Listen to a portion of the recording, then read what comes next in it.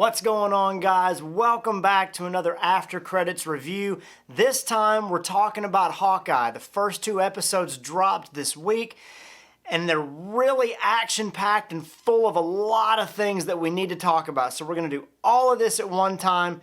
Welcome to the After Credits.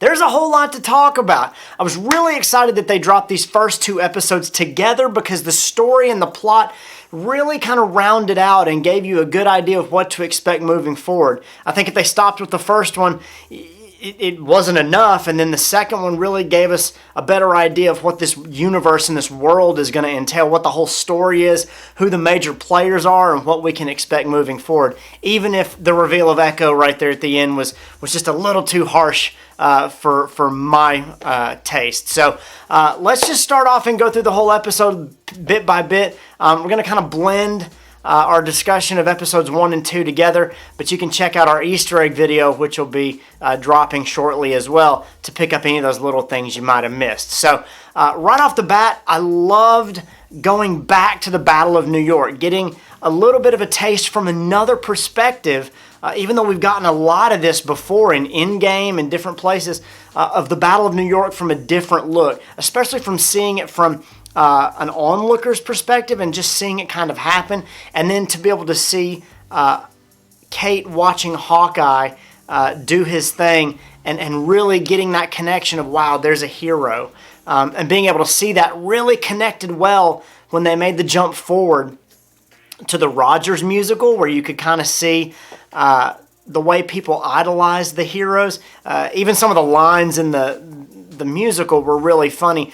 The idea that you can take your bow. It's okay to take your bow. We'll blame you, but not right now.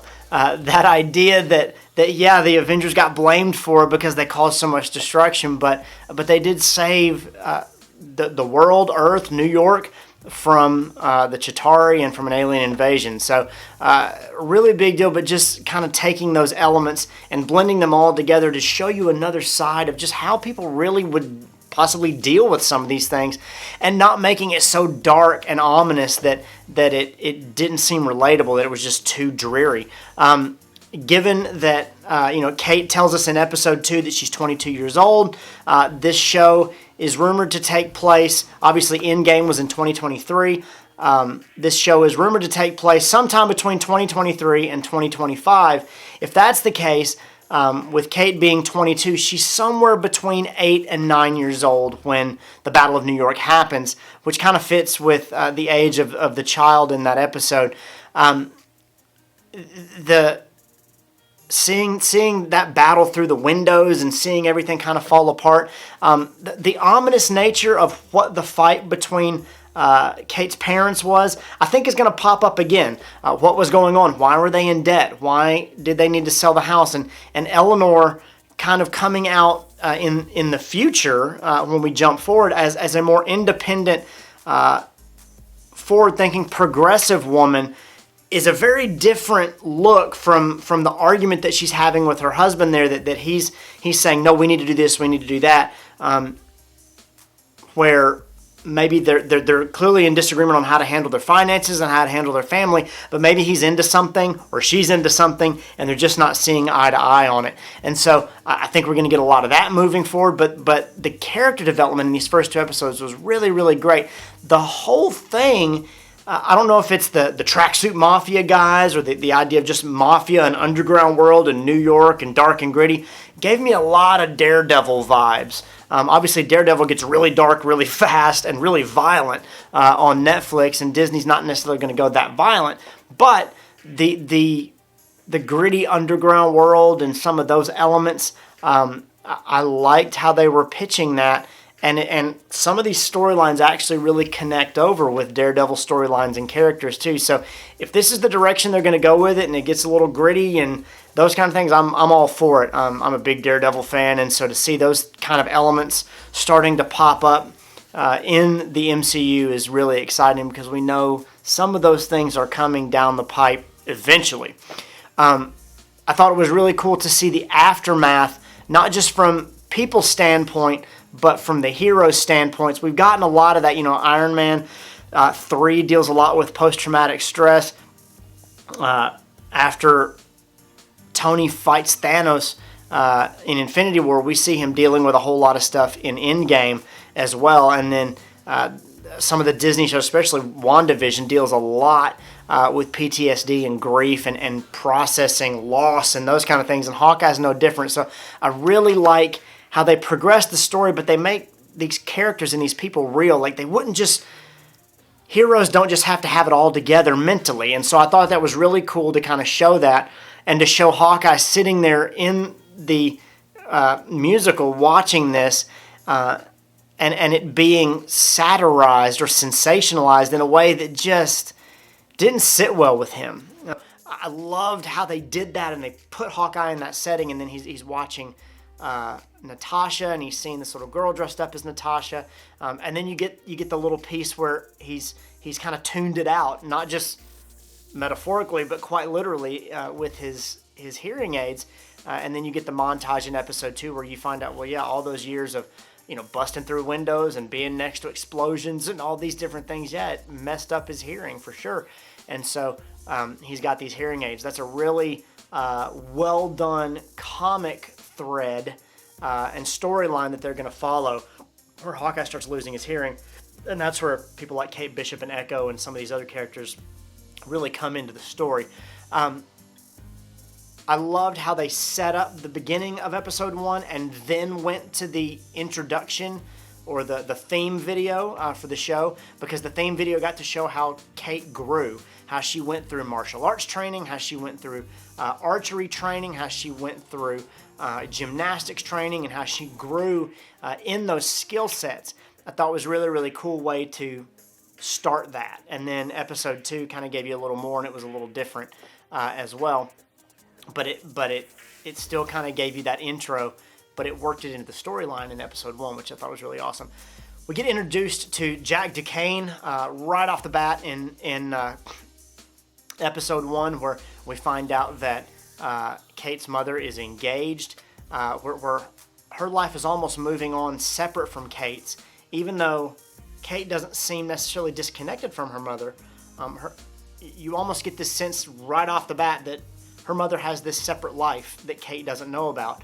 And Kate's very put off by that, but we know that Kate is about to have this separate life that her mother may not know about, or that her mother very well may know about. So you're going to get this dichotomy moving forward of them kind of wrestling back and forth, and then Jack being her mother's fiance, and her not trusting him, and it would play off as a very stereotypical, the child doesn't trust the new spouse of their mother or their father, and being skeptical of them and all those kind of things, but only to find out that their skepticism is actually warranted. It's a really cool movie trope, but it's going to play out in some really exciting ways. Not to mention, they really go heavy in on the, why all the swords, Jack? What kind of swordsman are you? Are you a foil guy? Are you an epi guy? Are you a saber guy? All these kind of things. They really went into the fencing allegory hard and heavy in episode 2, and we'll kind of end with that discussion in a second. But Jack Duquesne is actually the character swordsman in the Marvel Comics, and pops up all over the place and has a lot of connections, obviously, to Armand Duquesne, even though they kind of change that backstory a little bit. They make him uncle and nephew rather than father and son and those kind of things. And so, but Jack is a formidable swordsman. Kate picks up on it right away, and not only are they sparring physically, but they're also sparring mentally, emotionally. And I think we're going to find out that these guys are pulling some of the strings as well, and there's a lot of connections here that Kate just kind of stumbles into. But because she's able to take care of herself, and because she is independent and empowered on her own to do these things, we're going to see her be able to take matters into her own hands, where otherwise she might be helpless. I thought the idea of Clint trying to erase his past and going after this Ronin suit was a really strong character point for Clint and his family, especially for he and his wife, because she knows, and she's all for him doing this and understanding why he's doing that. And then to be able to see his family growing up, especially Nathaniel, because the last time we see Nathaniel Pietro Barton is when Nat is looking at a FaceTime video of him at the end of Age of Ultron. And so just the growth of these characters and getting, you could watch this without knowing all those things, but having all that backstory just made it that much better. Like I said, the fencing allegory stuff was really excellent. If you go into a deep dive about fencing stuff, there's a poster in Kate's her apartment as the place is catching on fire. You can kind of see a poster in the background. That is for a fencing tournament, a fencing contest, and there's a ton of those types of posters for Olympic fencing tournaments and those kind of things that are actually really popular, I found out, and worth a lot of money on eBay if you have one. And so, but having those kind of things, and then the whole fencing battle in episode 2, and Kate asking him, what kind of swordsman are you? Are you this? Are you that? Are you these kinds? Most fencers only master one of these elements. The swordsman in the comics, surprise, surprise, is a master of all of those.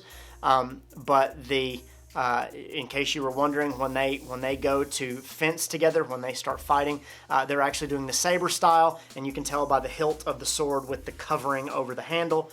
And then those swords actually, even though they are smaller, they actually have a blade and a point. So rather than hitting with a point, you can swipe and hit as well, which is why she gets accused of trying to cut his head off rather than poking at him. Because the blade she was using the sword she was using actually has a blade on it, not just a tip for fighting. So diving past all of that into things like the costumes they're wearing, the layers, the masks that they're wearing. Fencing attire has lots and lots of layers, and I couldn't help but think about the conversation that Kate has with Clint about all the layers that he hides behind. With his family, with being an Avenger, with being Ronin, with being Hawkeye, and having the conversation with the LARPers in Central Park and saying, well, you can call me Grills. The guy says, you can call me Grills, and he says, well, you can call me Clint, rather than them calling him Hawkeye. He's dealing with all those layers. And I just thought it was interesting that Kate, who is a fencing expert, a 2-time champion, would think to talk about layers of someone, especially when Kate can be the crossroads of all those different layers. She can be a sort of family. She can be the one who knows about Ronin as well and knows about Hawkeye, but also accepts him as a person. And you can see her really wrestling, and I think that's why the episode is called Never Meet Your Heroes, because it's not what she expected it to be. And he's only interested in clearing his own name, and she's interested in learning more to be able to protect herself and help other people. And so she's kind of the best parts of him right now. She's on her way up, and he's on his way down, so to speak. And so I think they're really going to be good for each other. She's trying to heal herself from a physical wound, and he says, well, you did it wrong. Let me help you. And there's these little moments where they both have wounds, and they're both having to learn how to heal each other. And I think it's only going to get deeper from there, right down to some of the emotional wounds where Clint gets the suit back, and then he calls his wife, and he says, hey, I'm gonna go talk to these tracksuit mafia guys. And she asks him how he's going to do it, and he says, catch and release. And she remarks, one of Nat's old tricks. So I loved how they were using that emotional connection to remind you of their deep relationship, but also remind you that Clint has a lot of training as well, that he is very skilled at these things in a definitely a different way than Natasha was, but that they had this connection where they shared a lot of stories and a lot of secrets and a lot of time together. And he learned from her, she learned from him. And if you remember back to the beginning of Avengers, when Coulson calls Natasha to tell her to go find Bruce Banner, she is in the middle of a catch and release sting operation with some Russians. And so, she's on the phone with him. She's tied to a chair, kind of like Clint is when we see him with the tracksuit guys. And she ends up getting free just like he ends up getting free as well. So just a lot of parallels there, and a lot of metaphor when it comes to the different wounds and the dealing with traumas and how they're going to help each other. I thought it was really well laid out, and the groundwork was really well laid out. They ended that episode by giving you a lot of character introductions. You got to see Echo right at the end, who already has her own Disney Plus series coming out. But Echo is our connection to more Hawkeye storylines. I'm assuming she's going to start out as a villain, but she's going to turn and become good. But there are Daredevil storylines there. She is the adopted daughter of Kingpin in the comic books. So there's our Kingpin intro. Maybe we get some Vincent D'Onofrio cameos, perhaps. That's kind of been teased in some articles and some other Reddit threads and stuff. So maybe that's coming as well. One of the tracksuit guys, they call him Kazi. That guy is a character called Clown. And he's going to be a big player in this as well. Lucky the Pizza Dog pops up in the comics as well, and there's some Easter eggs to be had there, particularly with the type of pizza that Lucky gets to eat. I am curious to see where they go with Eleanor. I don't think she is all as good as we think she is, and I'm sure a lot of other people don't think she is that good as well. I think we're going to find out definitely that Jack is up to no good, but I'm suspicious that Eleanor is probably more aware of it than Kate probably thinks. And when she thinks she's protecting her mother's actually involved in it. So it remains to be seen. This episode was chock full of stuff. I really loved the character development. The action sequences were fun, and it left me wanting more. The LARPing sequence in Central Park was hilarious. And just getting to see these characters interact. And they even kind of make fun of themselves there with Kate talking to Clint about branding and saying, look, you got heart. People like you because you got heart. You're not that marketable, and you're not a cool character, and you're not this, you're not that, but people love your heart. And I think that really came through in the episode, and I think people are really going to stick with it for those elements as well as more Marvel story. So I'm curious what you guys thought. I'm excited to get back to doing prediction videos, Easter egg videos, and then being back with you guys every Wednesday, Thursday, Friday as these episodes drop and talking about these things. If you saw something or thought about something that I didn't catch, or maybe you're interested in something that I did talk about here, bring it up in the comments. We'll be sure to have a conversation about it. I'll bring it up in a future episode. But until the next episode drops, we'll see you right back here. Don't forget to subscribe to our channel, like our channel, and check out some of these other videos. We got a whole bunch of videos that you can check out. Thanks for watching, guys. We'll see you next time.